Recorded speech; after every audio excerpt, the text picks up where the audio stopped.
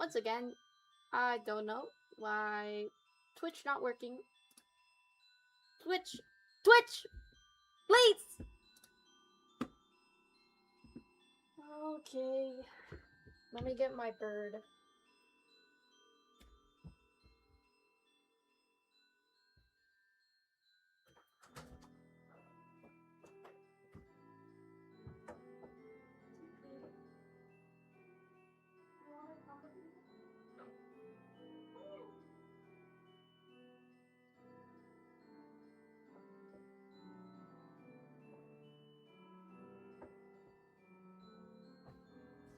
Okay. My bird will maybe come later.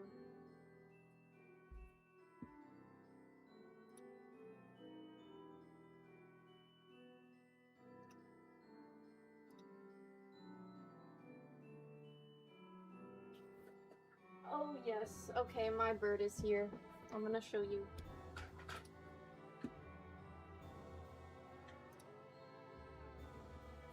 Wait, this is the camera. It's my laptop camera.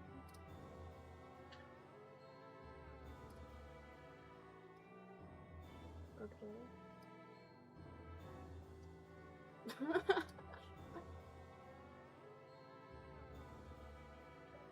Hello.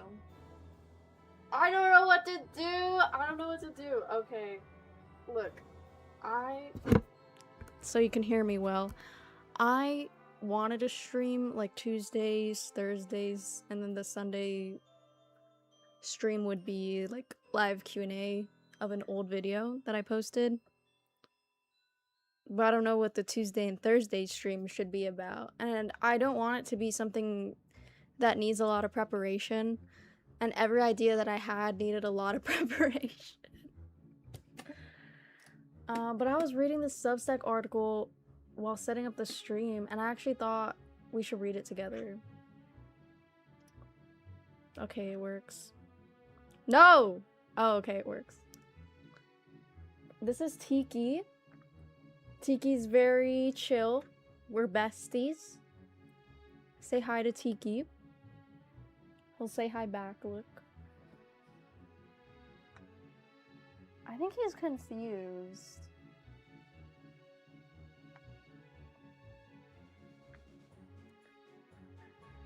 Okay. They said hi to you. 2 people, 3 people said hi to you. Okay. Okay, anyway, I think we should read this Substack article together first. For funsies. Because I thought it was kind of true. Okay.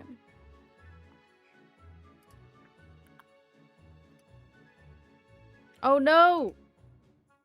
Okay. Hold on.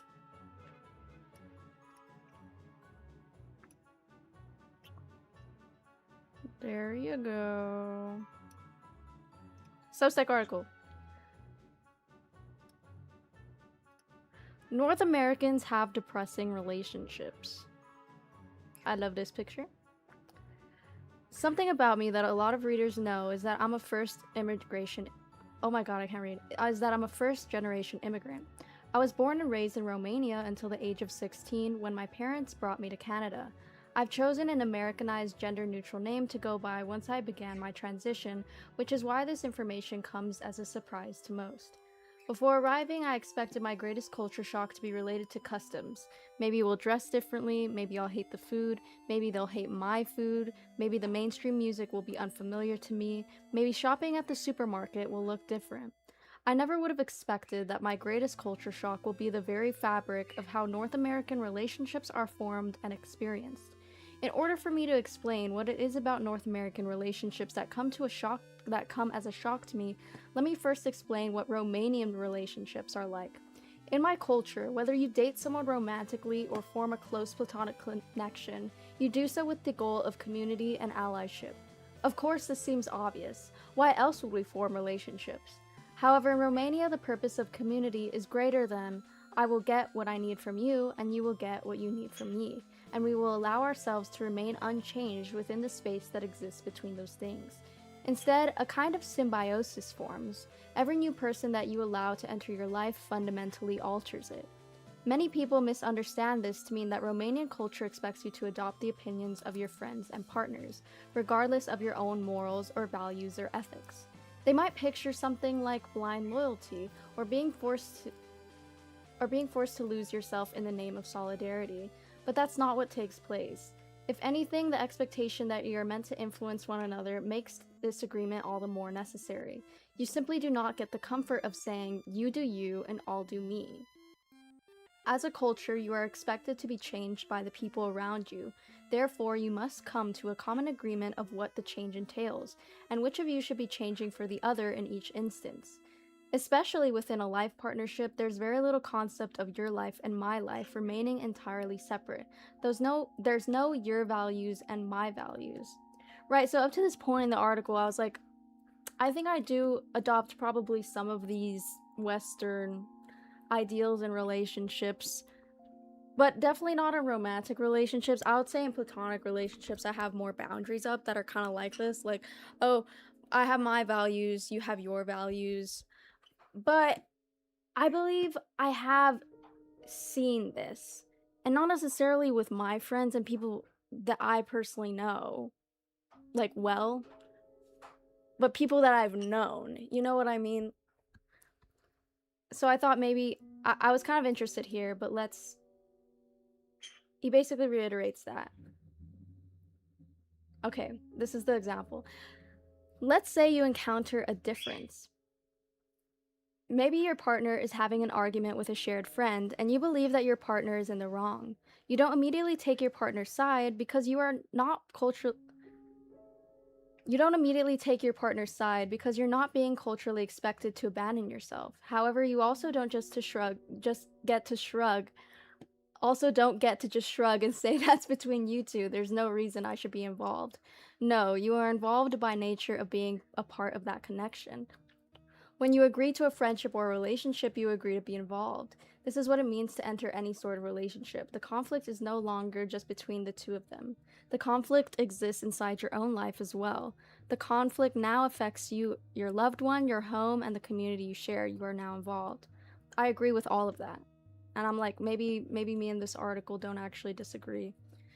So whichever one of you recognizes the difference first brings it up, then you argue, you disagree, you debate it, and turn it over from every possible angle. Completely agree. I think that's proper communication.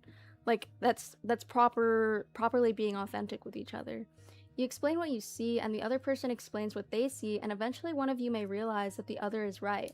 Or more often, both of you will alter your respective opinions slightly until you arrive at a shared understanding that you can both agree on.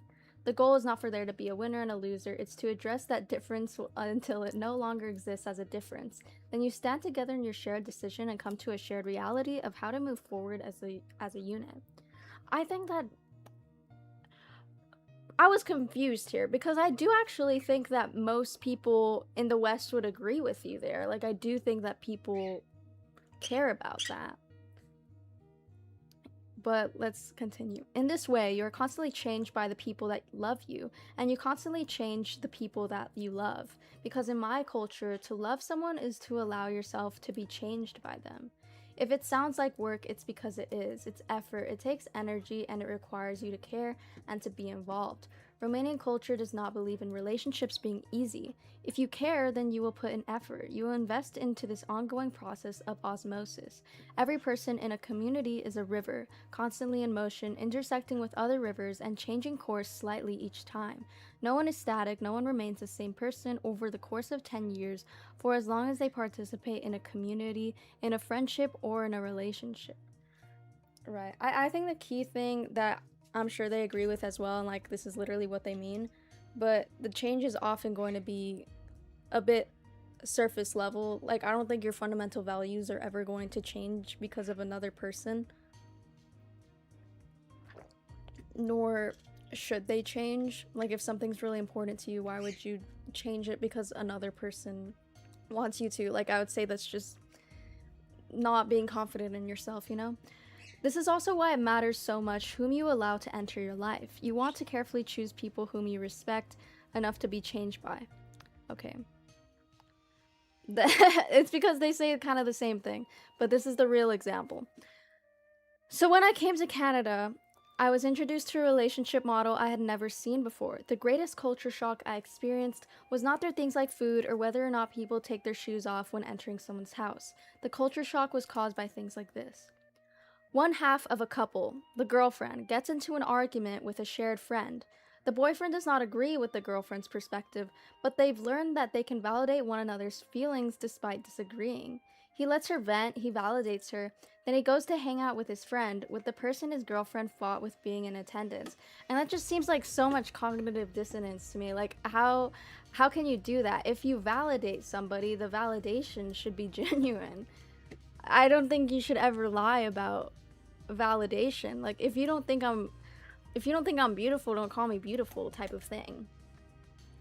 Stop biting me, please. I'm not doing anything wrong. I'm letting you chill, okay? Okay. Are you chilling? Okay, I think he's chilling. I think he wants attention. He wants validation. That's why he started biting me. Tiki! I'm sorry. I need a I think... Does he want attention? Okay. I don't know. He looks a little angry with me. We need to listen to the article. Tiki, I'm sorry. I'm changing for you. Okay. He lets her vent, he validates her, then he goes to hang out with his friend, with the person his girlfriend fought with being in attendance. He's nice to that person, he laughs and enjoys his time with that person. He comes home, he and his girlfriend watch TV. She asks him how the hangout was. They agree not to speak about the person she got into a fight with so that they won't argue. This is a mature relationship. But I think that most people in the West would agree that this is just avoidance. Okay, chat, actually tell me. Do you know a couple like this? Do you know? I'm reading chat right now. You love my parrot? Tiki. 999 Spirits loves you.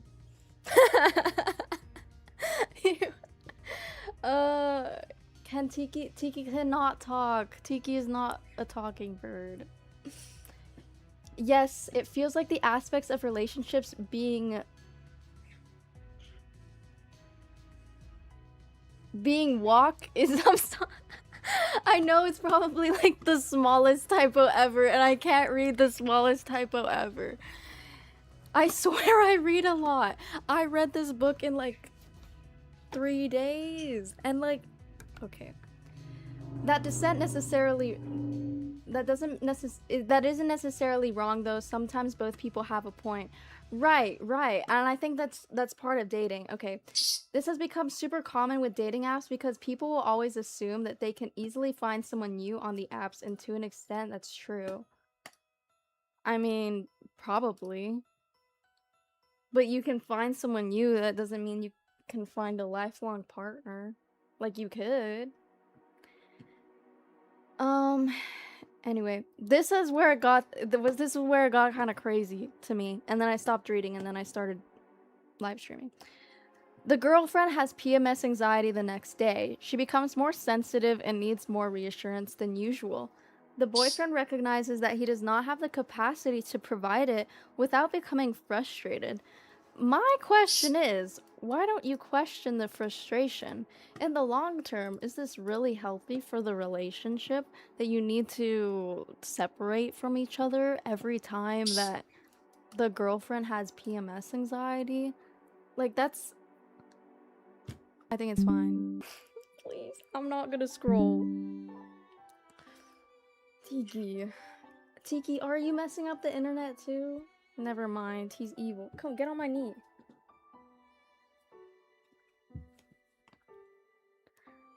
Alright.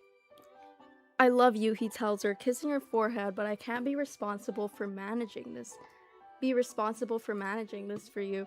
Like, to an extent, I do think that's true.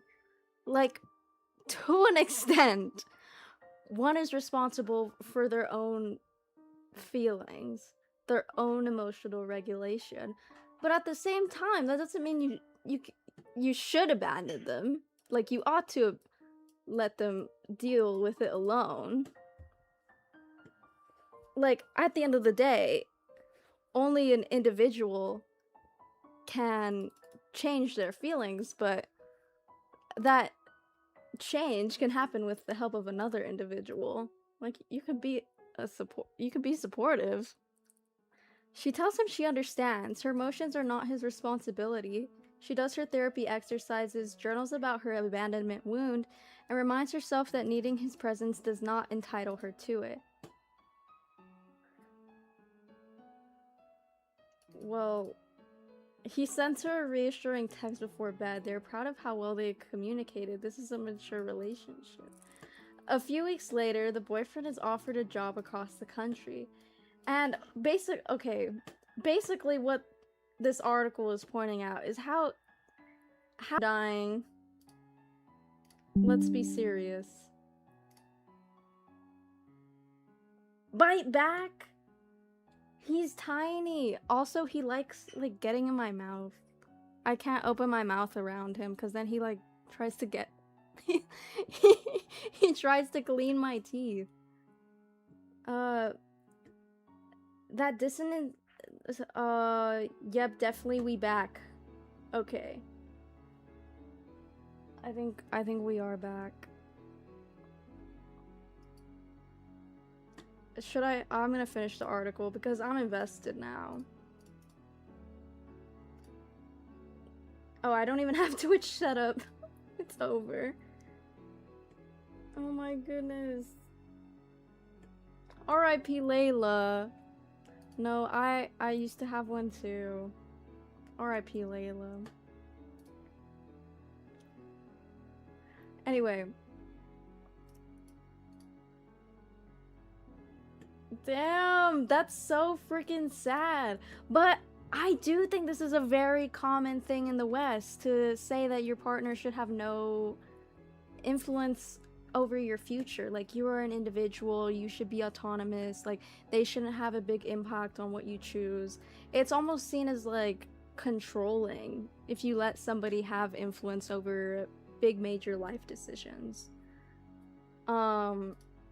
Like, for example, right, I just graduated high school, and I know couples who they want to move in together, or they want to be they want to go to the same college specifically because they want to see each other. And let's take the example of a girl gets into a really high prestigious college like Stanford, but the guy doesn't. And then they both decide they want to go to regular state college that's still good, but isn't as good as Stanford. And the parents or society, the West, would typically see that as controlling on the boyfriend's part, because it's like, you're limiting yourself by not letting her go to Stanford, blah blah blah. And there's a lot of things affecting the interpretation, okay, I know that, but the example is that if you choose for your partner to affect big life decisions in the West, that's typically seen as controlling and bad for the relationship. And I think it's interesting that this article points out the opposite. It's simple. Everyone can be as supportive as he can at a specific point in time. I mean, yes.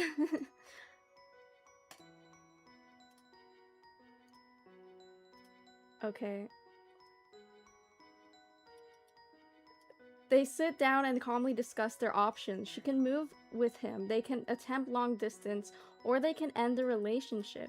He does not pressure her towards any of the three. He respects her autonomy completely.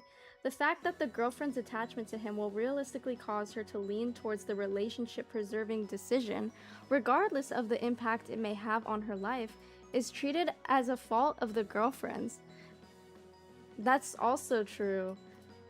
After all, she is free to make her own choice too. If she's mature enough, she will make the choice that best serves her independent life.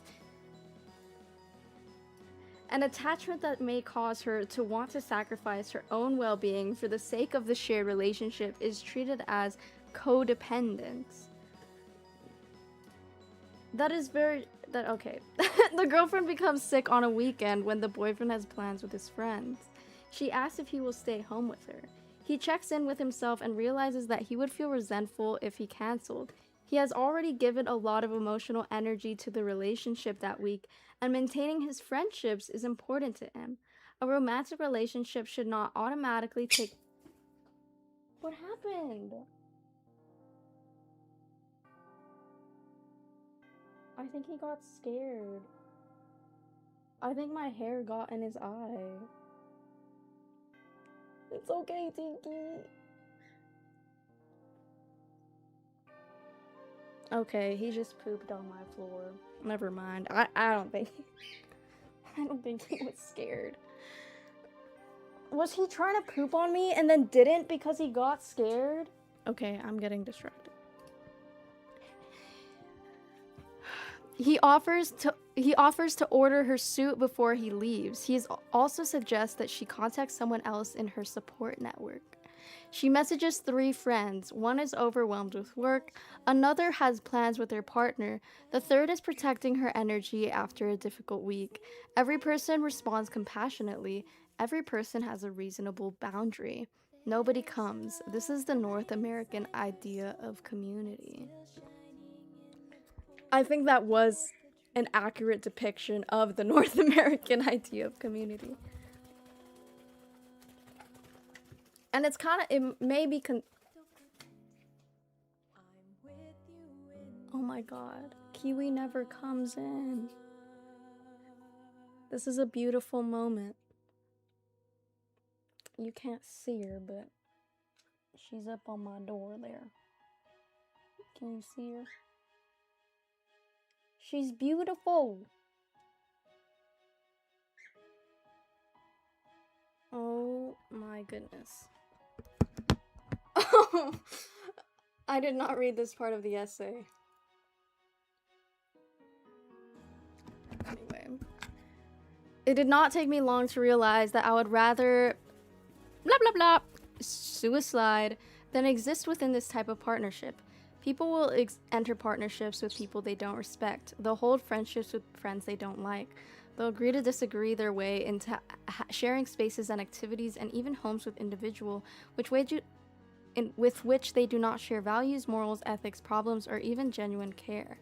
And I think this is a really big paradox because the whole idea of community in North America is centered around the individual. Like, the individual should put their needs before relationships. But then they'll hold friendships with people they don't like. They'll agree to disagree their way into shared spaces. It's like, look, guys, I can't believe they usually don't go on me. They love the camera. That's what it is. The first time I expressed frustration over a friend's refusal to inconvenience themselves for me, I was surprised at the fact that this was treated as something unreasonable. I was surprised that all of our friends also treated it as something unreasonable. After a few repeat incidents with other people, I began to blame myself. That's how culture works. Maybe my idea of what it meant to allow someone into my life as a friend or a partner was toxic. Perhaps I was controlling. Oh my god. I want to say that most people are not like this. Like, they don't have this North American idea of community. But I think that's just because I think I have really good friends. What do we think, Chad? No influence at all? That's nonsense because it's not possible unless the other person is completely exchangeable. 100% agree with you. It's just not possible. Like, you might as well be aware of the influence, but I think probably the article is referring to big influence, like big life decisions. But in that case, why bother at all? They might as well just separate for a while and focus on different paths. Right? It's like community in North America, what the article is saying. Okay, I don't know if this is necessarily true. But community in North America is people on a bunch of different paths, desperately trying to cling to their paths without considering changing their path for another person. Because changing your path for another person is seen as controlling. Bye-bye. The birds... Oh my god. You and your bird just proved unintentionally that it's nonsense. Exactly, actually. That's true. As time passed, though, I began to notice a chronic depression in the people around me. This hyper-individualistic comfort led to a mental and physical stasis. Oh, there we go. Led to a mental and physical stasis that created numbness across every person that I knew. Everyone was comfortable. No one had to think too hard or hyperextend their emotions too much. No one had to ever question their ethics or values, or question any friend's ethics or values. Boundaries were set through which no one ever had to change or fight for anything. A complete and total emotional comfort, a total intolerance for emotional discomfort, and eventually a numbness. I do not believe that as people we are meant to remain so static and frictionless. I don't believe that we're meant to remain changed and unchallenged for long periods of time. I believe that the discomfort is what keeps us emotionally active.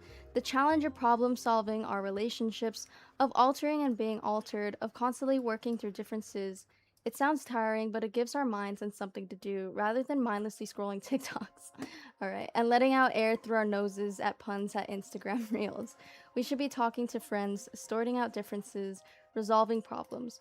We should be connecting and staying involved. Caring about the conflicts of our friends keeps us from completely disconnecting from reality. And ultimately, when something difficult happens to us, we should have people who will show up to our homes to comfort us. When something is done to us, we should have people who will stand by us in solidarity, who will feel our pain as their own and will react to it as such. I believe this is why, in turn, trauma dumping culture is so prevalent in North America, because almost paradoxically, another significant cultural difference that I experienced was the ongoing need to divulge and discuss one's entire significant traumatic history. I've never had this happen to me. I struggled to understand this cultural practice when I first experienced it, but as time passed, I began to understand it. People feel a complete disconnect from one another, a total and complete lack of genuine care. Trauma sharing appears to be the only method through which someone is able to reasonably ask for unconditional care and understanding in North America. It's a bid for care and connection because what we would consider in Romania regular daily bids for care and connection, here it's treated as controlling codependencies. I think this article makes a really good point of like what's healthy for humans and what's not healthy for humans. However, I don't know if what he's saying is necessarily true.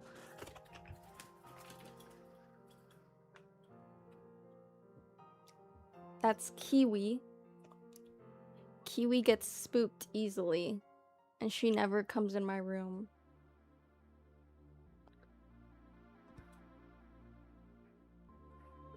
Anyway. I'm done with the article. I want to talk to you. To you, because I don't know if this is highly prevalent or not. Are people actually so individualistically focused that they feel as though they cannot change for other people in your relationships? Assuming you live in North America. Yeah, I agree. In Texas, it's not true at least. Yeehaw. Yeehaw. I need to show you my shirt because, oh my god. It's like, I don't know why, but Texas reminded me of it. Oh, it's because I got it at Buc-ee's. It wasn't in Texas. It wasn't, like, Arizona. What's the... It's cats on a Jeep. I don't think very many people actually see it as manipulative codependency. Right? I feel like that's only the people who have taken pop psychology in the wrong way. And I haven't met much of people like that. Like, I think the article makes a good point. I just don't think it's necessarily true.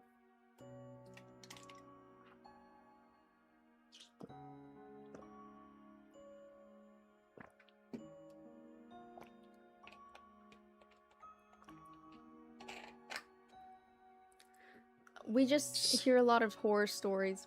Last month I did a delivery where I was going back and forth in the rain to someone's apartment to give them groceries and blankets, and they were trauma dumping on me inconveniently on arrival. But that's not the norm, right? Like that's an outlier. Like when you're delivering groceries, it's usually fine. People usually aren't gonna trauma dump on you. Like I don't think this is a cultural critique. Like I don't think it's embedded in our culture yet. But there is a subset of people who have taken pop psychology in the wrong way, perhaps. Bucky is awesome. I love it. I love it too. Actually, I don't know, because last time I went, it was really crowded, and it was really overwhelming. Let me see. I rather believe in the big swings of life because they make you see very clearly what is really important to you in life for your future and so on. Individualism is overrated and it's a side effect. This woman was telling, okay, Sensei story. This woman was telling me about how she got eye surgery and broke her hand and was in hundreds of thousands of dollars in debt as soon as I got to the door. Oh my gosh. I think it would have been okay if it was just the surgery, but the debt part was really unnecessary.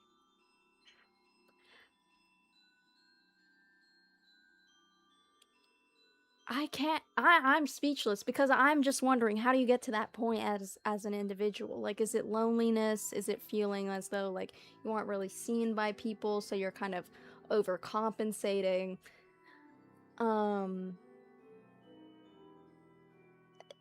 That's probably it. Like, how are people afraid of flying, but you're like thousands of times more likely to die in an auto crash? I mean, yes, true. Well, it's because being in a car is very normalized. It was kind of funny, but I was mostly speechless. I've kind of, like, when I was in the South, right? People were kind of like that. I don't think they were trauma dumping, but they were definitely, like, being really open to me.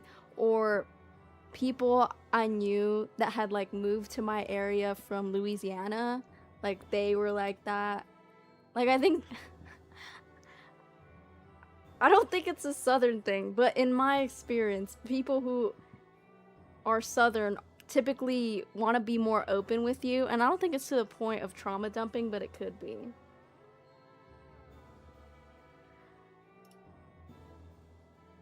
I think that the one point of trauma dumping culture was rather pointed. In my experience, many of the people I considered friends, I had only shallow connections because of trauma dumping. That's so interesting. Actually, wow, having a shallow connection after trauma dumping sounds very miserable. I'm not gonna lie to you. Am I back? Are we back? Tiki, stop biting me, okay? Just chill out. It doesn't have to be this way.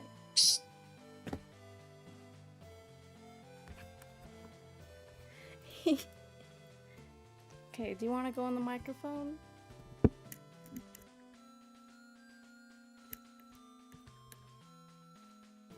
I wonder how that sounds for you. Are we back? I don't know.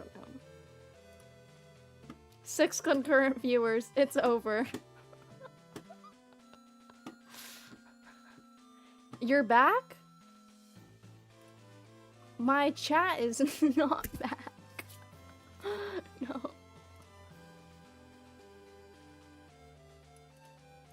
Oh my gosh, thank you for sending cheers. I have no idea what that is, but cheers. Cheers. Thank you, Mega Meta. You come here all the time. I know your name. Oh yes, we're back. I'm muted. Am I muted? Not muted. I'm not muted. Okay. This is not a parrot. I don't know what you are. What are you? Okay, I guess he's camera shy all of a sudden. All right.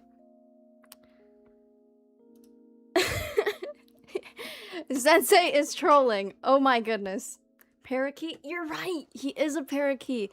No, no, no. He's a rainbow Canor. That's what he is. I'm 19. I'm 19. Oh my goodness. What do you have to say to the class? To the class. What were we even talking about? I almost ended stream because I thought nothing would work for my internet. Anyway, people mistake trauma bonding for deep connection, funny enough. I don't think it is. Everyone has problems, but you aren't defined by your issues. How you deal with them, I'd say is more telling of your character. I do not have any experience with trauma bonding. I haven't even done a lot of research into trauma and trauma bonding. I don't feel like I can talk about it, genuinely. Also, don't think I've had an experience like that before. Anyway. Am I Asian? No. I'm Hispanic. I'm literally... What am I? Guatemalan? And Mexican. Yeah. I think I'm mostly Mexican. But my grandparents immigrated to America like long time ago. I think that makes me second generation. Jeez. I'm almost jealous at how much wisdom you express at a young age. I mean, thank you. I will not discount myself. I had that urge, you know, because I feel a lot of imposter syndrome, especially with my channel. Because I'm like, why would you listen to me talk? Why? And I'm like, maybe everyone else is wrong. And I'm actually just fooling everyone. Can't trauma bond without trauma. I mean, true, actually. Can trauma bonding be one-sided? You know who I need to research? Heidegger. Because I keep seeing him everywhere. Because Sartre, I'm reading Sartre Being and Nothingness. And the translator mentioned Heideggerian phrases, and I think I've come across them, and I have no idea what he's referring to. And I just guessed. Are your birds smarter than dog? I'd say 100% this bird is smarter than both of my dogs combined. Are you wise? He does bite me though. Actually, I also don't know if it's a he or a she. If there is any bird experts in the chat, actually, boy or girl, because I genuinely don't know. Me and my family have debated this for years.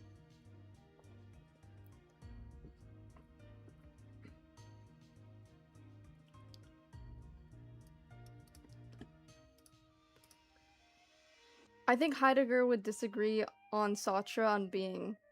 I have no idea because I don't know enough about both of them. I really prefer psychology over philosophy, and I kind of view philosophy in a disgusting way, like in a disgusting way that would be disgusting to philosophers, because I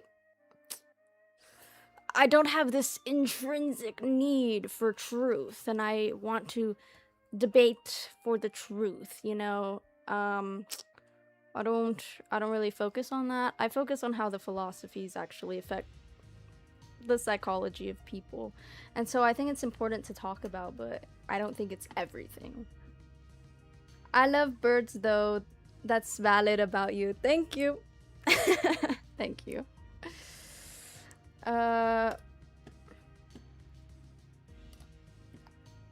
How progressive to not care enough to find out? when I don't... Okay. When it comes to specific philosophical concepts, I don't really... I'm not really concerned by it. All the principles of psychology that Jung and Dante laid the foundation of are just secular interpretations of Sufi literature. I've never heard of Sufi literature.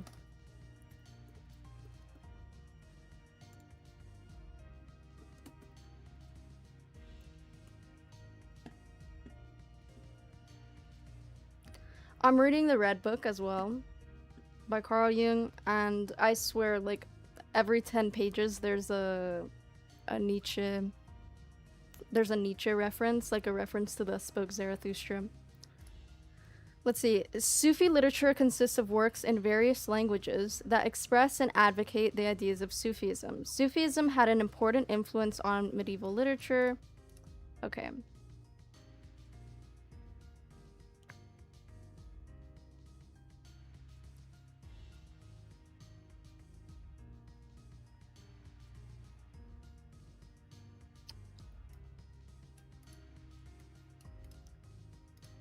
Right. Could I get an example?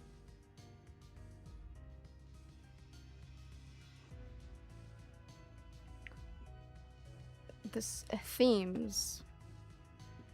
Cool. Sufi folk literature. Are you talking about Carl Jung's focus on mysticism? That would make sense. They found that birds/elements and other animals have names, audio patterns that refer to a specific family member or friend, same as us. Really? They found that out using AI? Wow. No way. That's so interesting.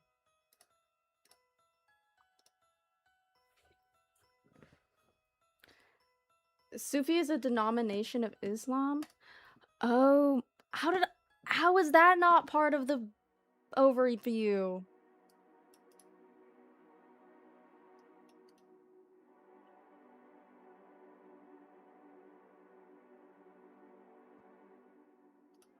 Okay. Red Book is dark magic. Active imagination is not a good route to go through at your age. Active imagination is very dangerous territory.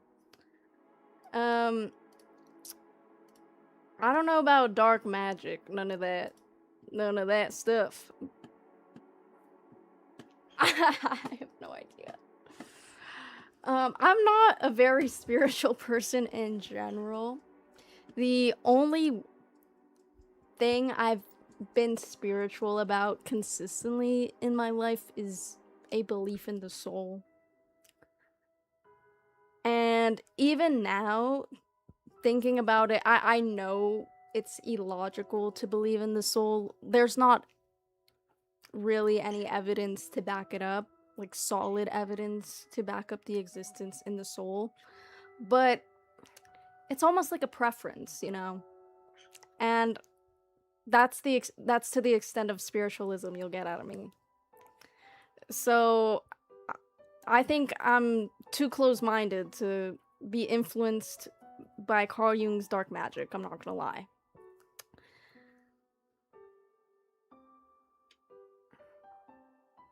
A Japanese dude spent 20 years discovering birds actually have their own language. Of course they do! He talks to me all the time. What do you want to do? He wants to go explore. I already know. He told me in my ear. To be honest, consciousness is very soul-like. Yeah. Why atheist as opposed to agnostic? Honestly...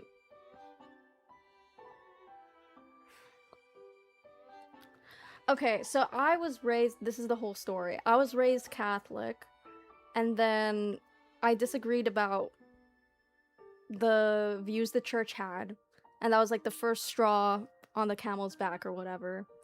And more I just started disagreeing with the Bible and its ideals, and I got into philosophy or whatever. Actually, I got into philosophy after my separation from religion, and I haven't been religious at all since I was 14. Like, I really separated from religion when I was 14, but I was basically out by the time I was 11. The time I was 12.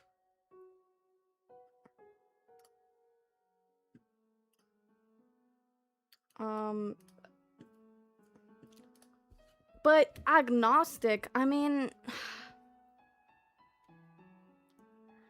I'm telling you guys, I'm very, very not spiritual. Like, I don't think about it, and it's probably because I'm young and I feel that I'm separated from death, you know. In the times that I have thought about death, you know, I just assume there's nothing. But it's okay that there's nothing, you know. Like, I've kind of accepted it. I don't feel fear from that, and so I don't feel a need for there to be a god or an afterlife. That's so similar to my own story. Funnily enough, of all people, turned me against religion. I'm not like against religion, but I am not a follower. You know what I mean? Like, a lot of everyone actually in my family is Catholic. Every single one.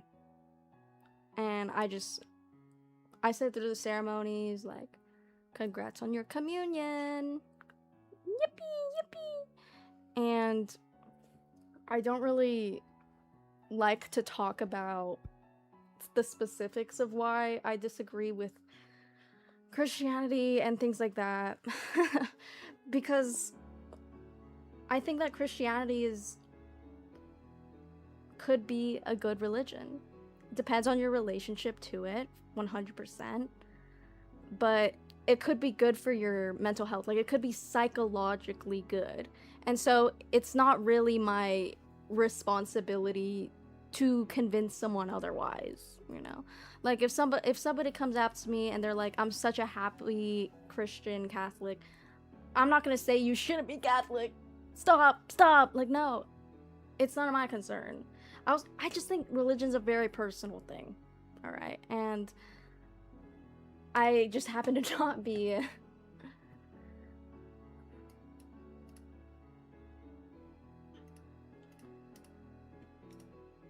I think Ollie's son Via made a video on this recently, but she was arguing, is it ethical to believe in something that doesn't have a lot of evidence to back up? And I didn't watch the whole thing, but I liked the premise, and I wonder if we should watch it now, because then it could add to this conversation.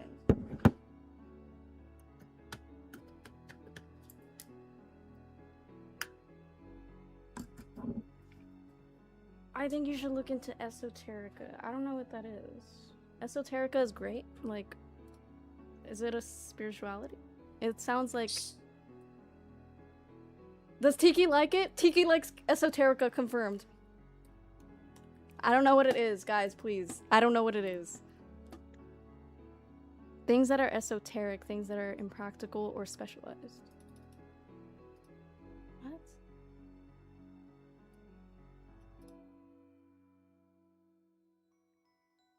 I don't think the internet has a proper definition for what esoterica is. Because this does not sound like what you're talking... Oh, like esotericism. Britannica? Britannica? Oh, this looks like something religious, alright. Alright, I'm here. A category encompassing a diverse range of religious traditions that are typically... Hello? Oh. The camera was never on. It was all an illusion. Okay.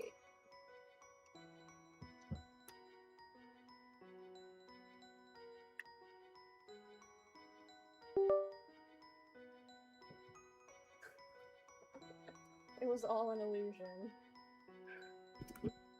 Okay. Esoterica!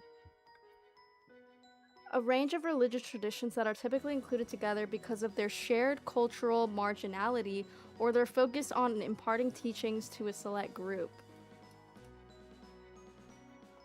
It includes Hermeticism, Kabbalah, I don't know how to say that, alchemy and astrology, and then also to encompass more modern traditions such as spiritualism, Wicca, and the New Age. Okay, I've heard of Wicca, funnily enough. And Hermeticism. I think Hermeticism is probably the most popular.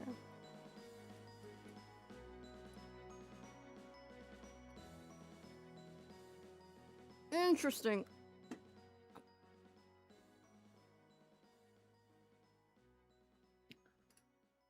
Anyway, it's a YouTube channel. Guys, what am I freaking researching? I went down the wrong rabbit hole. Oh my god. Esoterica. But how did alchemy work? What?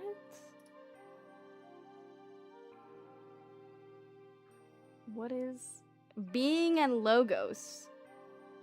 This does kind of look interesting. I ain't gonna lie. They have 1 million subscribers.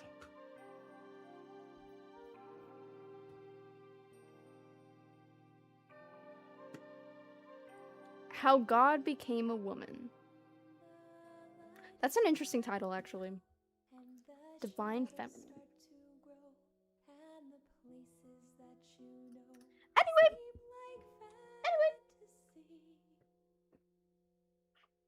There's a light inside your soul that's still shining in the cold. No, girl, it's this channel, girly. You need to be patient with me because I low-key didn't listen.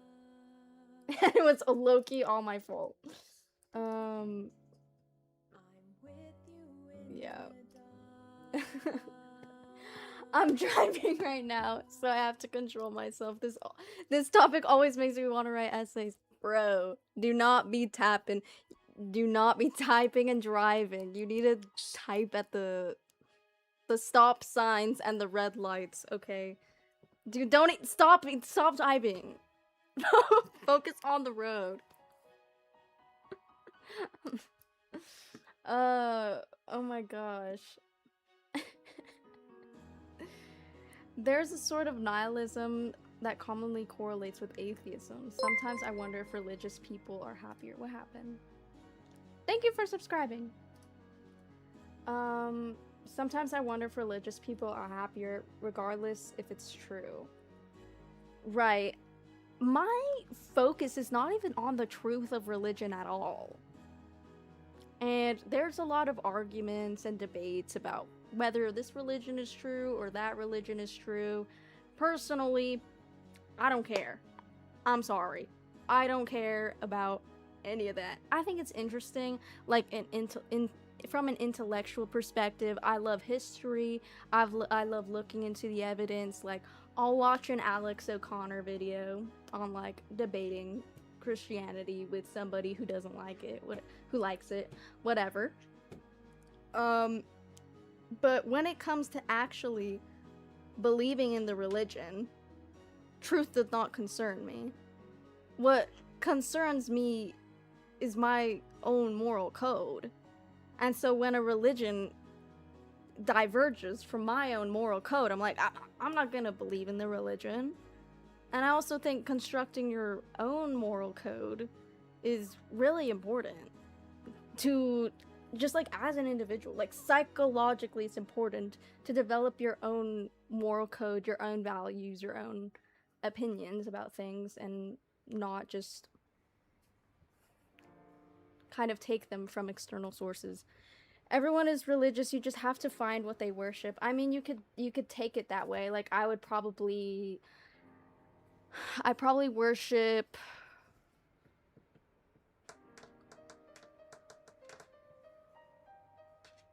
I was gonna say psychology, but I don't think that's good enough. I don't think that's good enough. I'm not gonna lie, I just looked up and the car in front of me had license numbers that were that were 666. Oh my goodness. Stop! The Lord is commanding us. The Lord is giving us a sign. We need to stop with none of these atheistic talks. We need to go back to the Lord. Let's all get baptized right now in the church.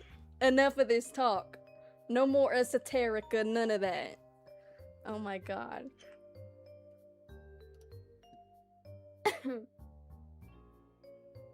Yes, you can submit to your own moral code.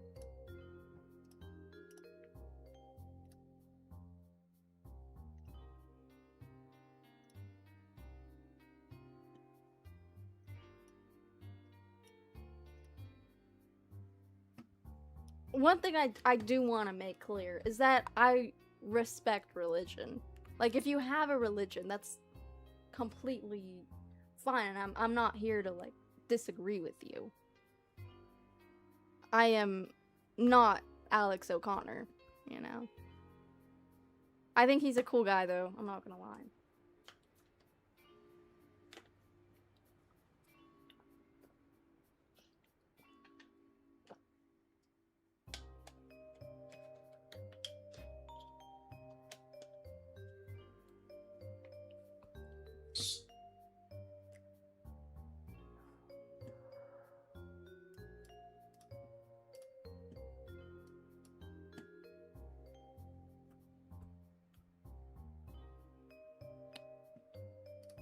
Can you hear the music? I hope you can. I hope you can. Anyway, I was gonna talk about this. Actually, I wanted to ask you first. I don't know what to live stream about at all. I don't know what to do. Because all of the ideas I had require like hours of preparation for a live stream, and I don't want to do that because I want to focus more on videos. I'd rather spend hours preparing for videos, not live streams. But I still want my live streams to be valuable because, like, right now we're yapping, we're living it up, but there's no learning going on. There's I don't know if there's a lot of value going on, you know what I mean? And I have no idea what I could do that doesn't require a lot of preparation. And that's why I did the Learn With Me's, but now I'm thinking Learn With Me is not good enough.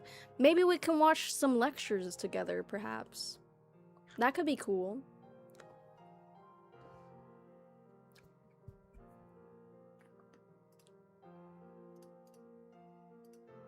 What if you get a bunch of viewers and have a discussion on a topic on Discord? That would be kind of cool. Actually, that would be kind of cool. I will see what I can do with that, because I think there needs to be some, like, guidelines. Like, who are we allowing? You know. I can't get my parrot to say something. Okay, he has free will. Lectures 100%. Here to yearn, not to learn. Oh my god. Aren't you a poet? Amen.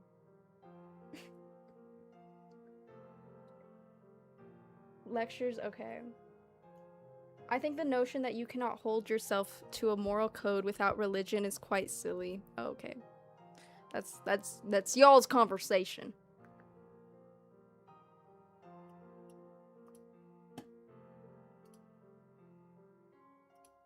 What? Alright, you're gonna...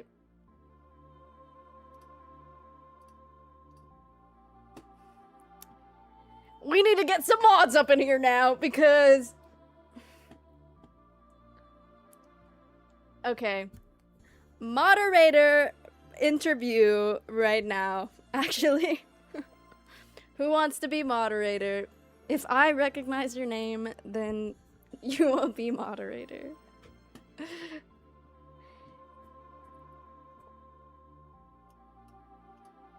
Look, I respect ideas until you say something that's out of pocket for me. Like, out of pocket about me. Cause you can call me ugly. You can call me, like, stupid. That's all fine. But don't do what that person just did. That was weird. Del Taco modding? I think he's low-key busy. Why is the screen glitching? I don't know. I really think my internet's bad. Like, the stream almost ended once already.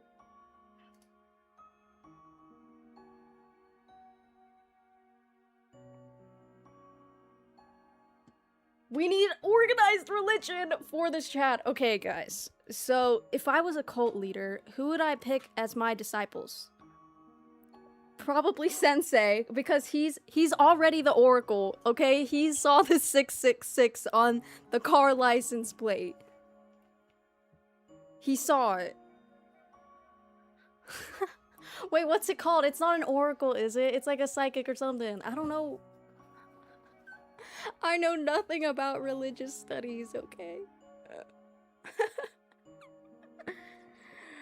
Sensei.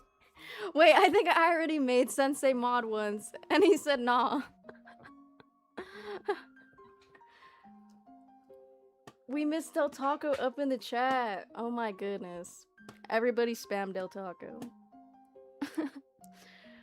What are your thoughts on the Übermensch and self-improvement? Well, I did say in my last video that the Übermensch is not like self-improvement, but I do think they have a lot of parallels. The self-improvement community is really what I have a problem with, because the community takes it too far. Because then it turns into kind of like a battle of how can I fuel my ego the hardest, you know? Like, oh, it makes me feel good about myself to go to the gym at 5 a.m. Not because I feel good doing it and I like the activity, but because I feel like I'm better than other people.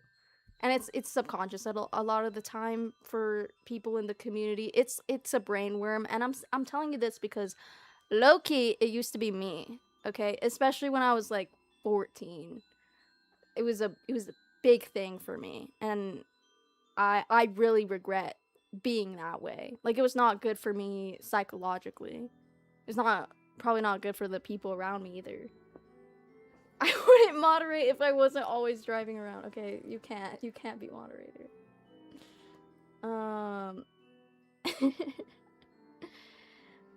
Do you have a Discord and guidelines as well? I have a Discord. I don't have guidelines. What's my dog doing? I think he's just preening his feathers.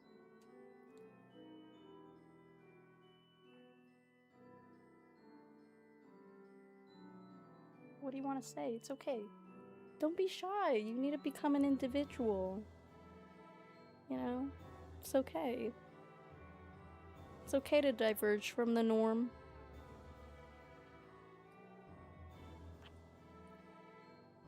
Did you hear that? He had a little word.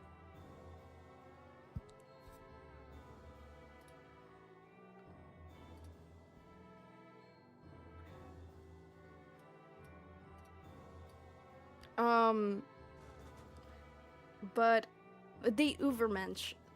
The problem, I think, with the concept of the Übermensch is that everyone has, like, different interpretations of it.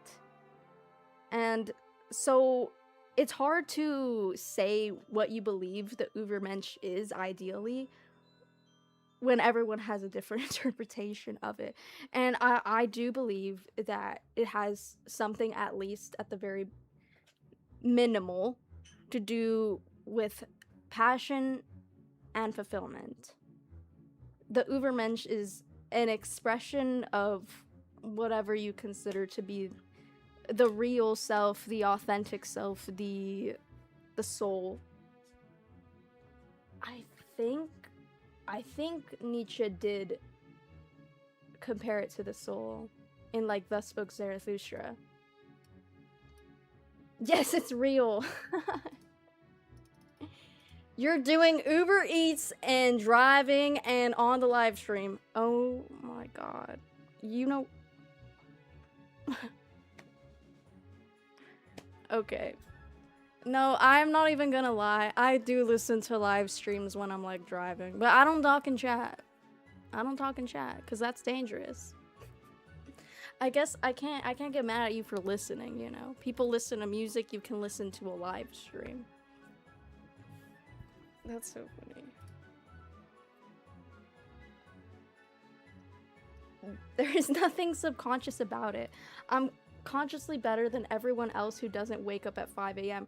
Right, but then what you're doing there is that you're putting your value in waking up at 5 a.m. Like, that has become your source of self-worth.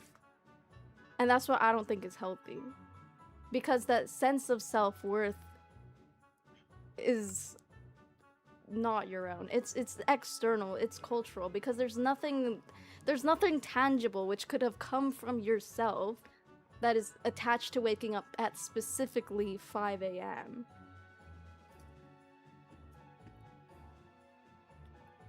Yo, okay, I should never be the president of the world, bro. I was president of my class, and that I did it for 2 years. Please talk at this pace in your other videos. Really? Because I always thought about it, right? Because I thought that I needed to talk fast. Because I always put videos on 2 times speed, because if other people aren't talking fast enough, I'm like, okay, let's speed this up. And that's really a me thing. So I thought I should talk fast so that people don't have to put it on 2 times speed. But I think really I should, because I talk more naturally this way. Okay. Hello from Ukraine, wow. That's crazy that I'm talking to people across the world. I'm 19.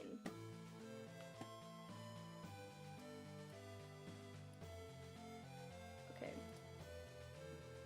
Then who am I besides that? You see, that's what you have to find out. You're the guy that... Right? Am I keeping track?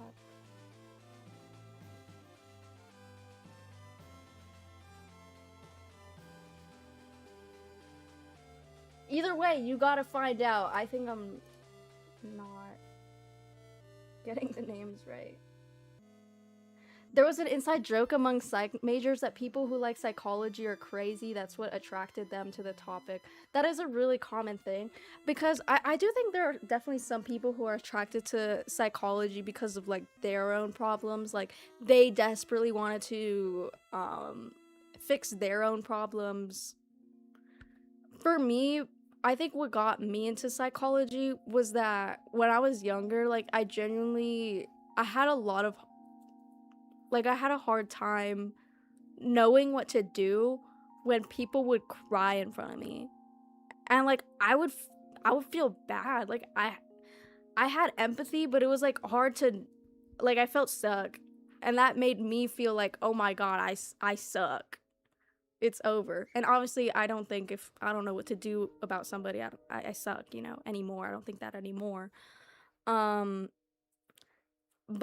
I really wanted to be able to, like, mentally understand what's going on in a person's brain and the pathways that have led them to that and the pathways that can lead them out of that, if that makes sense. Yeah, it was just a lot of complex info to absorb and process all at once. That makes sense. I really think that makes sense. My next video, it might be more complex, I'm not gonna lie. Because maybe. It's a big topic, and that's my problem. I have a big problem with scope. Like, I want to talk about something, and it's like, no, that's not the root of the problem. No, that's not the root of the problem. I need to get to, like, the root. I need to solve this issue once and for all, and I don't need to do that. And eventually, to actually upload something, I have to tell myself, like, don't try to solve the world's problems. Like, it's not for you. You don't know what you're talking about. It's not for you. Just solve maybe one little problem.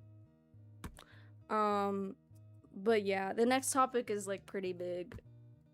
It's something I probably talk about in every video, but it's like, it's framed in a different way. I suppose that's my niche or whatever. Do you think that there is do you think that there's a curing sociopaths, psychopaths, etc. through therapy, a change in their environment, and giving them a second chance? Or are they too far gone? It really depends on the individual. I can't just speak for all sociopaths, psychopaths, you know? There are some cases like, what was that guy's name, man? There was this quote-unquote psychopath. He was never diagnosed with psychopathy because I don't even think that was a diagnosable illness at the time. He was the inspiration for Psycho. He wore people's skin, and he had like big emotional problems with his mother. Like he had a lot of mental issues, and to this day people debate what he had. And I'm of the belief that he probably had some sort of dissociative identity disorder. I have no freaking credentials, okay? Let me make that loud and clear. I got no credentials, but I do have a loud mouth and an opinion, so I'm gonna say that. I do think he had some sort of dissociative identity disorder from the way that he could not remember committing violent acts, and he did have like distinct personalities. Like he thought he was his mother after she died.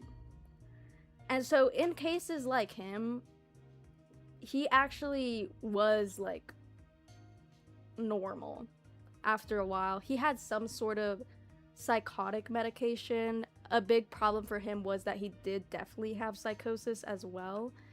Like he literally had hallucinations. He could not differentiate reality from his hallucinations. So he got psychotic medication, and then the last like 20 to 30 years of his life he was in a mental institution, and he was pretty normal. And I think in cases like that, yeah, it's not too far gone, because he just had a really big issues with his domineering mother and religion that she held in a very weird way. It was definitely not religion. It was the way she interpreted the religion that caused a lot of problems for him. Ed Gein! Thank you, Sensei! I hope you didn't crash your car after you sent that message. Like, oh my god.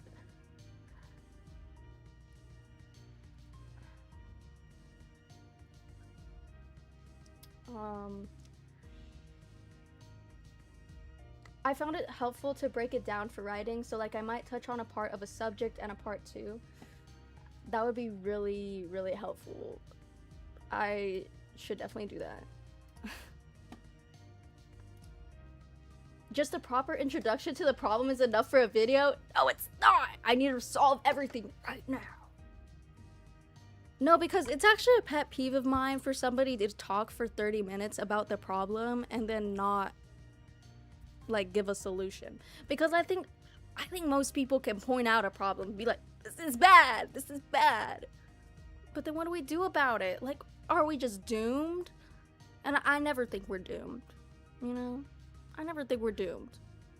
Like, what would we actually need to do to fix this problem? So then I have to give my 2 cents there.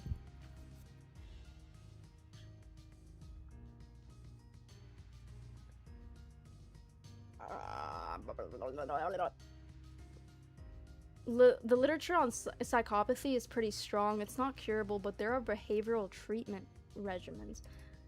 I genuinely don't know, but psychopathy has there been a genetic link established? Do we know?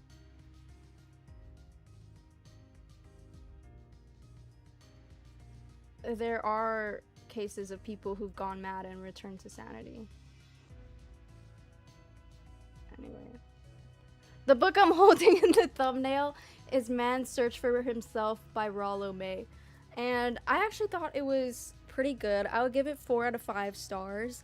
I think he just made one historical claim that wasn't true, and I think it's a big deal because it was part of his main argument in the book.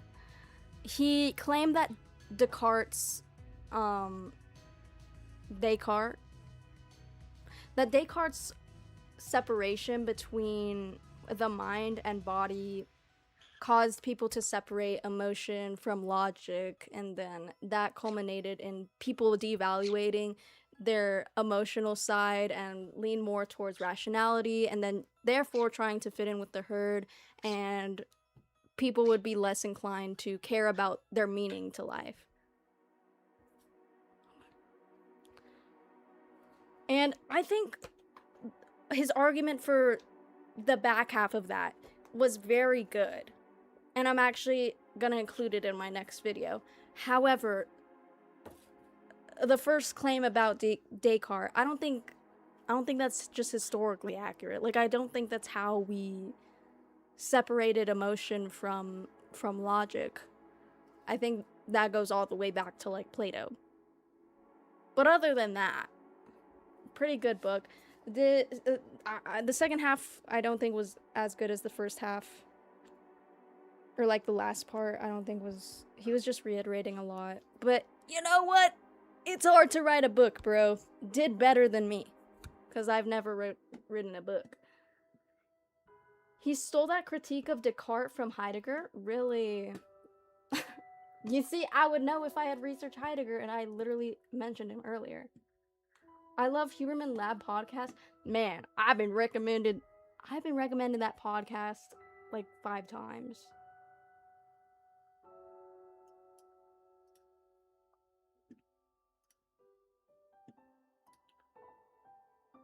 Oh, really?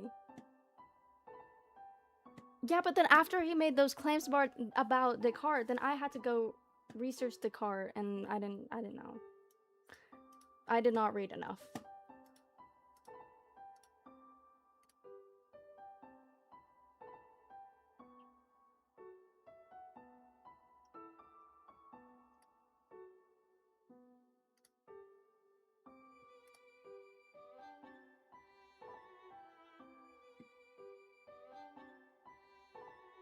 Tiki, what do you want to say?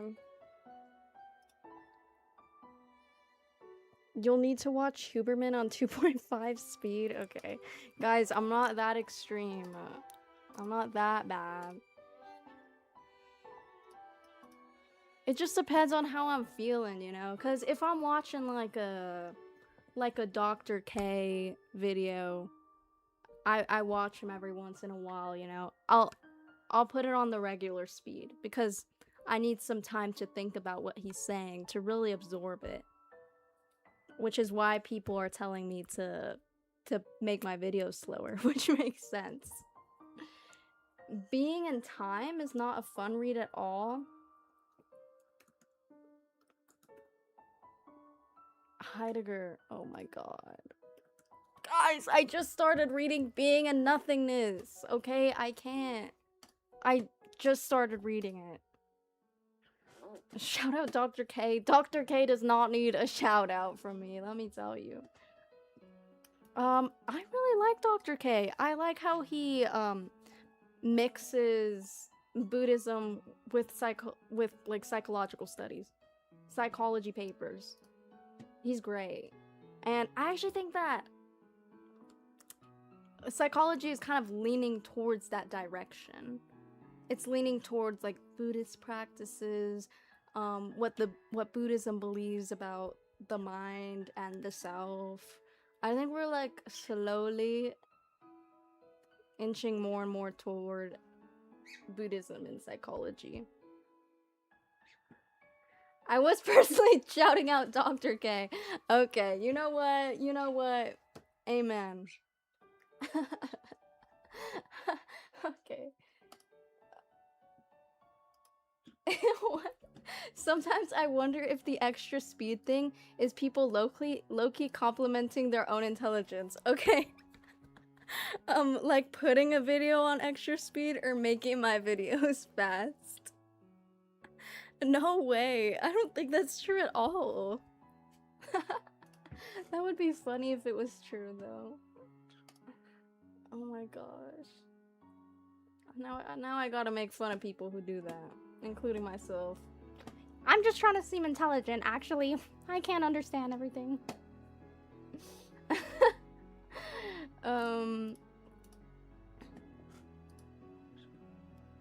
Being in nothingness was Sartre's response to Heidegger. Ah! No! No wonder I couldn't understand. God damn it. You have to read Being in Time first for its... Guys, I just... For real, the Buddhists understood suffering and consciousness so well way before Western psychology. Right? And... Oh my god, I need to tell you. Let me, like, pull up the Wikipedia friggin' article, because this is well known, okay? Like, a lot of Buddhist concepts are in psychology, modern psychology. How many waves of CBT were there? There was like 3 waves. Yeah, and like also okay, let me share this. Precursors of certain fundamental aspects of cognitive behavioral therapy have been identified in various ancient philosophical traditions, particularly Stoicism as well. Like, a lot of psychology is based on philosophy, and that's why I care about it, you know? That's why I care about philosophy. Here we go. First wave, behavioral therapy. Blah, blah, blah, blah, blah, blah, blah, blah, blah. I think third wave. Mindfulness-oriented CBT. Right here. A change of... Reconnection? Reconnection? I have Osho on my shelf. I have not read it. But it's because my mom had that book. Anyway, it literally glitched, so I need to continue reading it. Principles originating from Buddhism, especially mindfulness and acceptance, have significantly impacted the evolution of various new forms of CBT. And then a dialectical, one of these is like really, yeah, it's this one. Acceptance and commitment therapy. ACT. This is also very important. Please. Okay. Reconnection.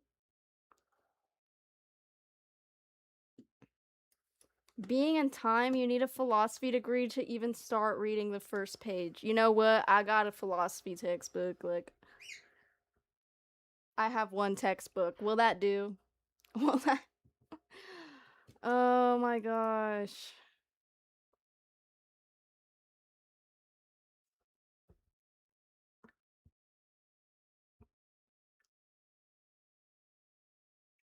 Did you know the woman who made DBT therapy mainly based her whole therapy off of Eastern philosophy? Bro, I believe you. I don't even need to fact check you, because I think that sounds true.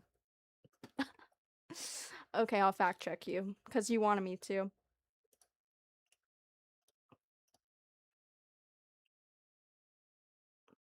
Founders.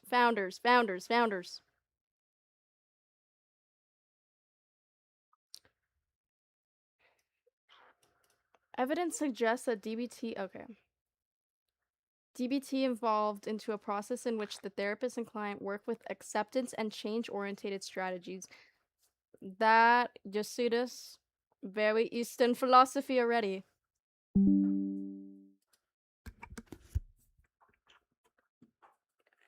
You'll love Osho. When I read his books, I realized we don't know much about the human mind. It seems the yogis have explored it from the lowest to its ultimate. Man, I need to get back into Buddhism then. I don't even know if I can read my own chat. Oh my god. Oh my god.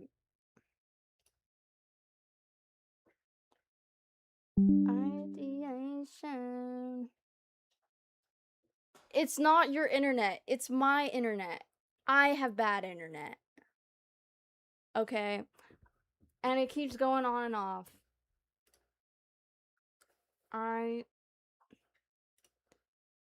Basically, DBT is learning to accept contradictions, specifically how certain parts of you can want different things, like wanting to die versus wanting to live, and how to accept those contradictions.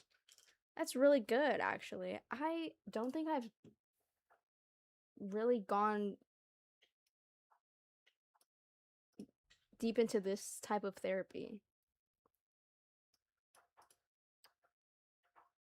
I've definitely heard of ACT. I've heard of DBT, but I haven't really researched it a lot.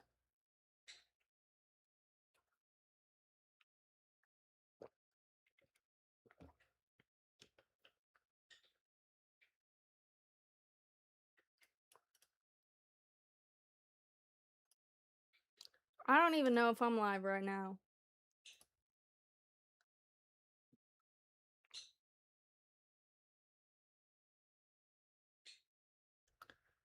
Okay.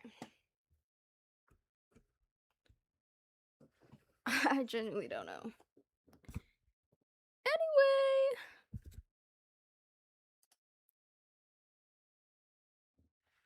You know what's funny? It says I have 3 bars of internet. It says my internet is perfect. My internet is perfect and it doesn't need to change.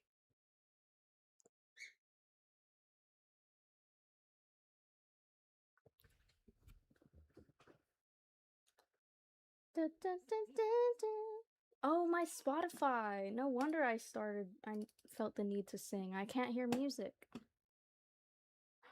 Tiki is at my foot. Okay. Spotify crashed. Okay. You learn dialectical thinking to manage emotions and thoughts. Super cool stuff, and the founder had a very traumatic upbringing. Right, that goes back to like the stereotype of people who get into psychology just are actually insane and crazy. But you know what? I think that people in any field could be insane and crazy. Okay, so psychology is gonna have some of them. There's gonna be some crazy doctors. There's gonna be some crazy social workers, crazy nurses. I don't think that psychology will have a higher degree of those people. I don't like this song. But I think that's actually less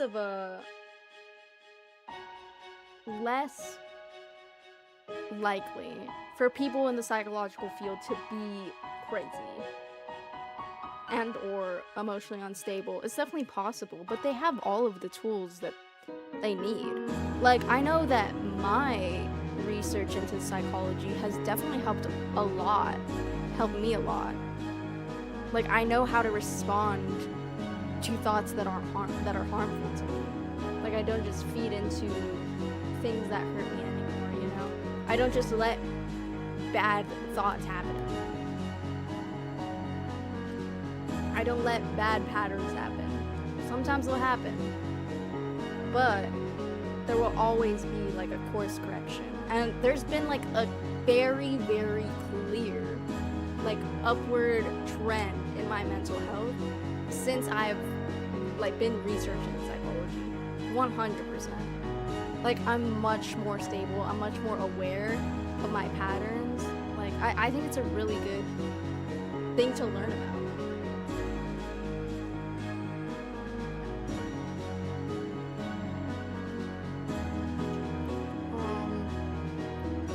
Basic assumptions of cognitive therapy. Let me show you. This is interesting. I haven't read this. Human emotions are primarily caused by people's thoughts and perceptions rather than events. Yes, 100%. Wait, I thought this was just like, okay, I guess this is not an assumption, this is a truth. Because you could have the most terrible event happen to you and somehow magically have a positive outlook on it, and that event will not affect you negatively. Events, thoughts, emotions, behaviors, and physiological reactions influence each other. Yeah. Dysfunctional emotions are typically caused by unrealistic thoughts. Unrealistic is an interesting word. That word feels like it's very bloated in that sentence. Like, to initiate for your own safety, 100%.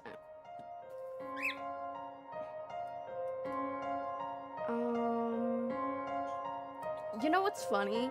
I originally didn't like the idea of unconditional I forgot the term. It's a very important term. unconditional support or something like that in therapy. I was like, that does not sound good. Unconditional positive regard. I originally didn't like it because I was like, why would you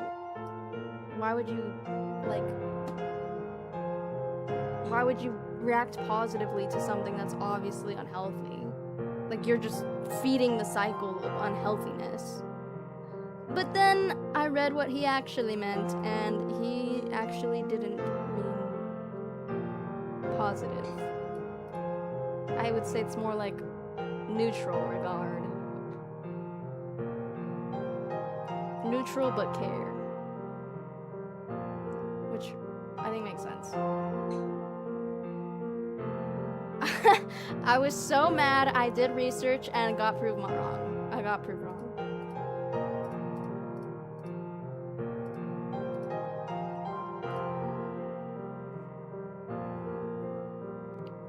Thank you. Thank you. Cool to catch you live, back to work. Oh, thank you. We didn't talk about, what do you mean? What happened to poor Jordan Peterson?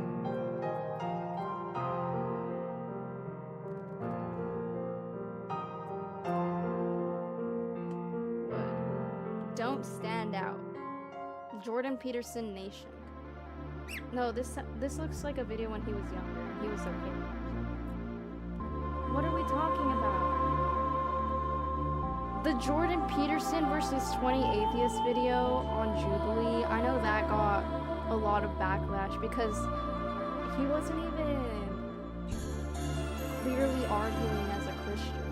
Like, he had a completely different definition of God than a Christian would. Intro to Nietzsche, Jordan Peterson? Is this what people are mad at him for? Because Better Alone? Psychology of people who love. Life is suffering. Right. Is this official Jordan Peter? This does look official. Jordan Peterson is currently incapacitated and out of public life due to severe ongoing health complications, though he recently resumed limited writing. Oh, what? Oh, so he's like physically unwell. Oh my gosh. I have heard that people love his old lectures. That he used to act very differently. He was much more positive. And I haven't seen his lectures because when his lectures were coming out, I would have been like 11.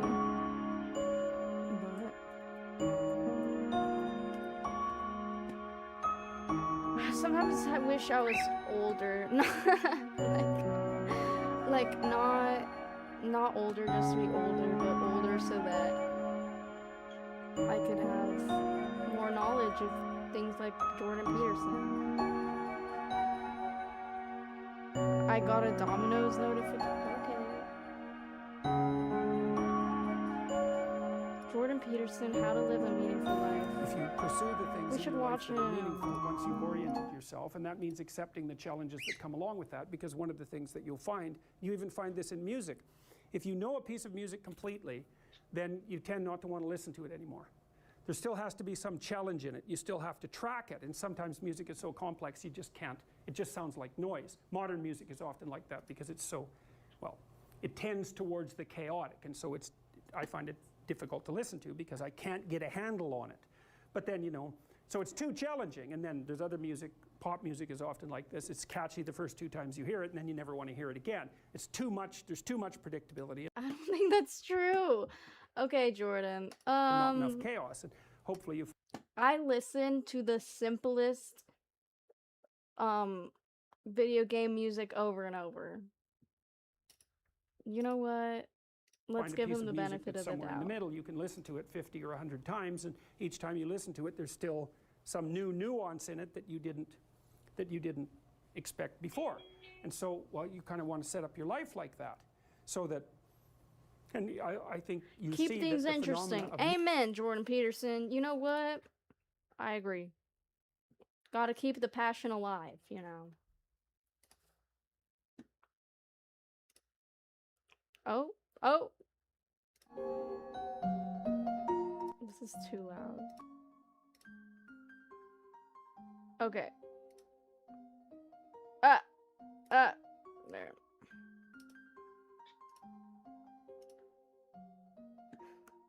Jordan Peterson kind of fell off. I've heard people saying that. I have no freaking idea. I have no idea. Because oh my god, the music was loud the whole time. Aww. But I really like his earlier lectures on psychology and philosophy, but his takes on the environment are very controversial. What? Okay, but he believes in climate change, right? It's not like that bad, right?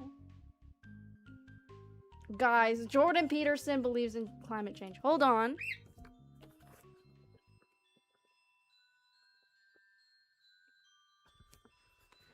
Jordan Peterson, come on.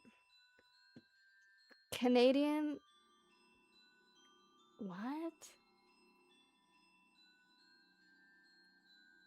Wait, he doesn't. No way.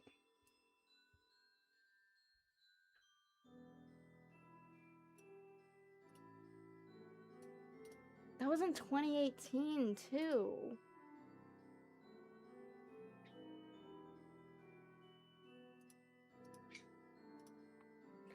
Okay, well, I did just watch a minute of his lectures and I already disagreed with him, man. But it's also, like, objectively not true. Like, okay, it was also a metaphor that he was using, so it's like benefit of the doubt, who cares? You know?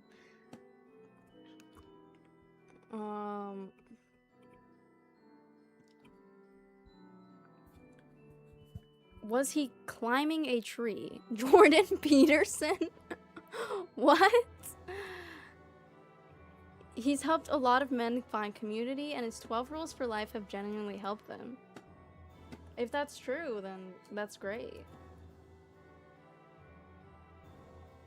I have 2 birds. I think they're both Canors. I think Jordan Peterson tries to be scientific and academic, but it comes off as pretentious. You see, I heard that he used to not be that way, but that was like a recent development. Look, let me just tell you, Jordan Peterson comeback video.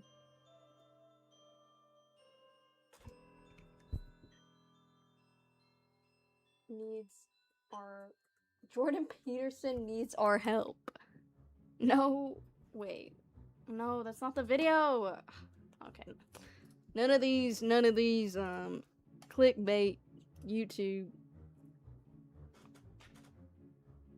Someone said he fell off. Oh my god. He fell off the tree. I also believe that he said Nietzsche was actually secretly, all of along, we were all wrong, Nietzsche was pro-Christianity. Like, he actually thought Christianity was good. And that's like an oversimplification. Like, Nietzsche did not think Christianity was all good. He thought it could be good for certain individuals. Like, it helped them answer existential questions. No. I think he even stated that Nietzsche wanted us to return to religion. And I'm like, no, he didn't. Like, nothing he's ever said. Okay, maybe not ever, because he writes very in an interesting manner, but what?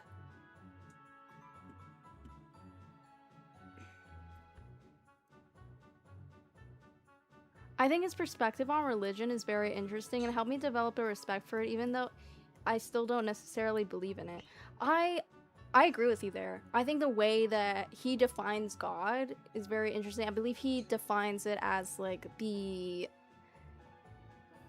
reason why you live, essentially. He explained it in like the Jordan Peterson versus 20 Atheists video. Like, your God is what you answer to why you do something at the end of the day, like, or why you desire things at the end of the day. So like, oh, I want a high score on this test. Why do you want a high score on this test? Oh, so that when I graduate, I get a good job. Why do you want a good job? And when you go down the line of reasoning, your why at the end of the line of questioning will be your God. Like, that's your utmost value. And I think that's really interesting as well. And then you could see the Bible as like different myths and myths is the wrong word, but different lessons to learn about human nature. And I also think that that's very correct. Like, I like the Bible for that reason.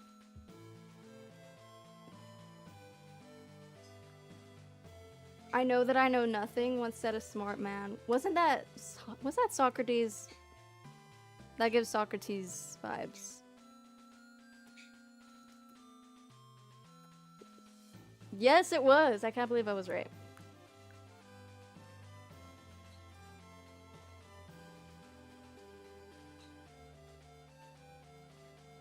Do you think organized religion is still necessary? No, not in the current day. I think that ship has sailed, you know? Like, necessary? No. Once you turn away from religion, and the majority of people have in our modern day, there is no religious revival. Like, that's been disproven by statistics. Like, it was a very much online phenomenon. You can't really go back. Once a society steps away from religion collectively and doesn't really care for it, I don't think you can really go back.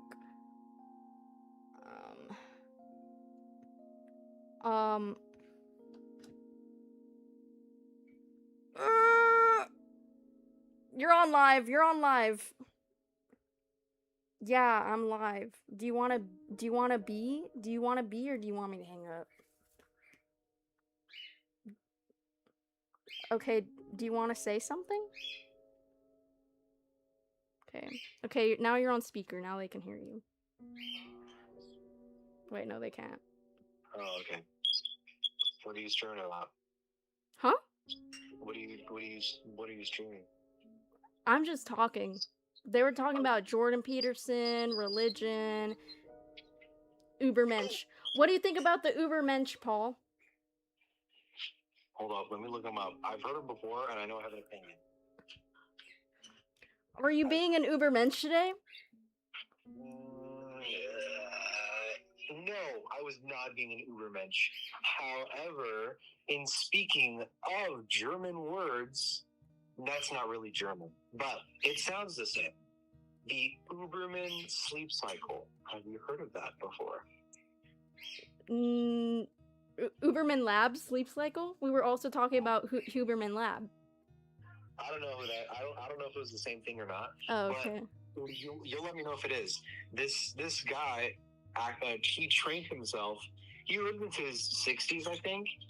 I might have dreamed it, but he lived into his 60s, and he just slept in 15-minute increments throughout the day, and that's how he existed. That sounds genuinely terrible. Yeah, it really sucks. No, I thought that was like the Da Vinci sleep schedule. No, let me look it up. Let me look at Uberman. Yeah, Uberman sleep schedule. Interesting. It says 6 20-minute naps spaced throughout the day evenly. Wait, so he only gets like 2 hours of sleep? Yep. Oh. Yeah, that does not sound optimal at all. Yeah, I don't know. I need to read a bit more because I think he's the only person documented to be able to like do it. It was really weird. He's probably a genetic anomaly. Yeah, I wouldn't put it past him. Oh my Anyway, God. originally I called you because I wanted to see if you want to play Overwatch. Overwatch? Yeah. I'm streaming right now, so you can call me later. That's fine. Yeah. Okay, after. Okay, bye. All right, see you later. Bye. Bye. Honor Psychology said that it was Albert Einstein. Really? That's so funny. um, but his rest is optimized. Don't people do different polyphasic sleep cycles? No, I will never believe in polyphasic sleep cycles. Actually, I tried experimenting on myself one time. I tried to do like 16 hours of sleep and then like being up for 2 days basically. So I still had the 8-hour sleep you needed in a day, but I would sleep 16 hours one day and then stay up for 32, I think it was. And it wasn't a fun time. But at the same time, my body didn't adjust. Maybe if I just waited to adjust, it would have been fine.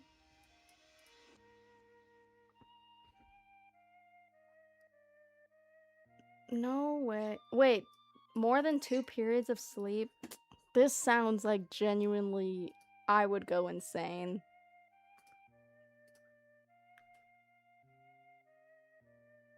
Uberman? Oh, I see what he was talking about now.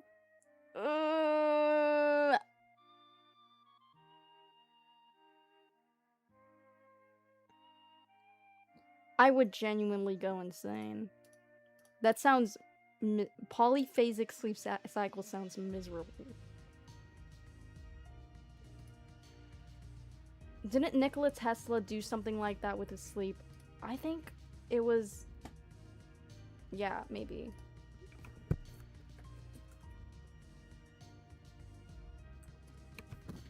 I think the person who's famous for doing it is Da Vinci. Da Vinci. Oh, he did? Well, Reddit told me. According to Reddit, Nikola Tesla did do the 2 hours of sleep thing.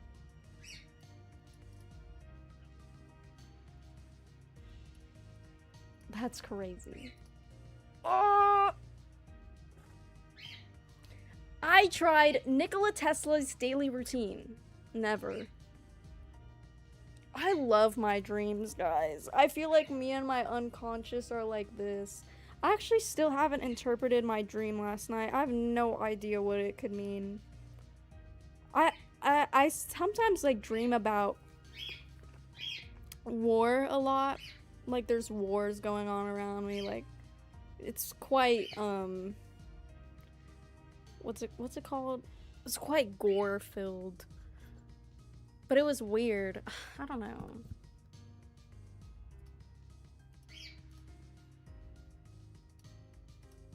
Look up caffeine naps? No way.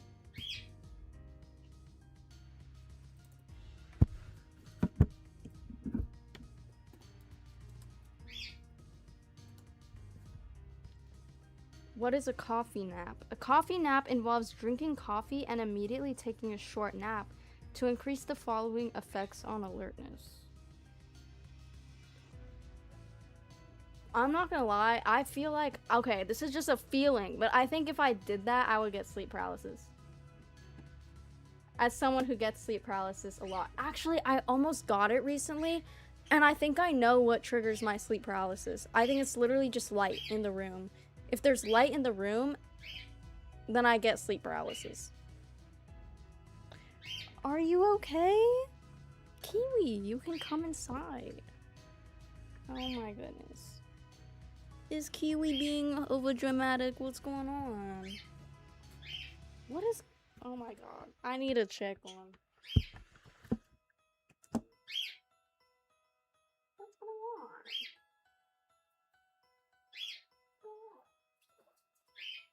Are you okay?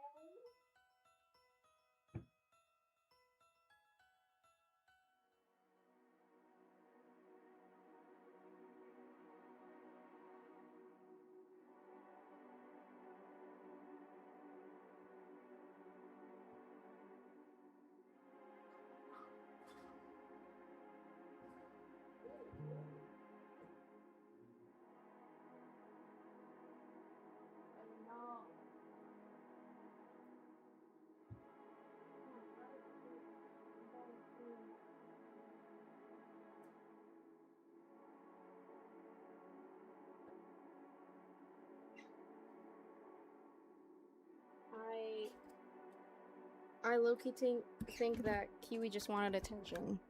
And Kiwi wants attention, actually. I do need to go anyway. And my camera's about to die. If you do some meditation, your sleep paralysis will vanish. I used to have it too. You know what? Maybe that's why. The astral projection stuff sounds scary. Bro, I could do it one day.